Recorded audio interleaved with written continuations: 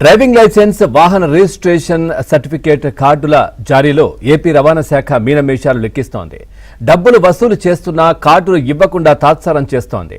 YCP ప్రభుత్వంలో ఒక మంత్రికి సంబంధించిన వ్యక్తికి కార్డుల జారీ కాంట్రాక్ట్ ఇవ్వలేదంటూ ఆపేసిన రవాణా శాఖ కూటమి ప్రభుత్వం వచ్చి 2 ఏళ్లు కావస్తున్నా కార్డుల సరఫరా టెండర్ కొలిక్కి తీసుకురాలేకపోతోంది.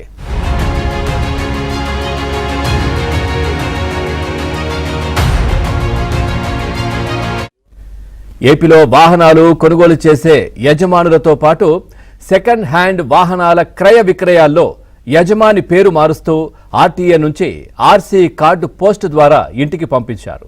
ఇక వీటికి తోడు డ్రైవింగ్ టెస్ట్ పాస్ అయిన వారికి శాశ్వత డిఎల్ కూడా కార్డు రూపంలో జారీ చేసేవారు.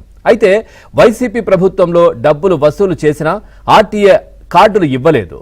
అందుకు కారణం అప్పటి వరకు ప్లాస్టిక్ కార్డులు సరఫరా చేసిన కాంట్రాక్టర్కు బిల్లులు చెల్లించకపోవడమే. 2024లో కూటమి ప్రభుత్వం ఏర్పాటయ్యాక రవాణా శాఖపై సమీక్ష సందర్భంగా సీఎం చంద్రబాబు ఆరా తీయడంతో కార్డుల జారీ ఆగిపోయిన విషయం చర్చకొచ్చింది. కొత్త కార్డులు చిప్తో కూడినవి జారీ చేయాలని సీఎం సూచించారు. 2024 అక్టోబర్ 1 నుంచి వాహనదారులు, డ్రైవింగ్ లైసెన్స్ హోల్డర్ల నుంచి రవాణా శాఖ 235 వసూలు చేస్తున్నా కానీ 2026 మే నాటికి కూడా కార్డులు జారీ చేయకుండా దాటవేస్తోంది.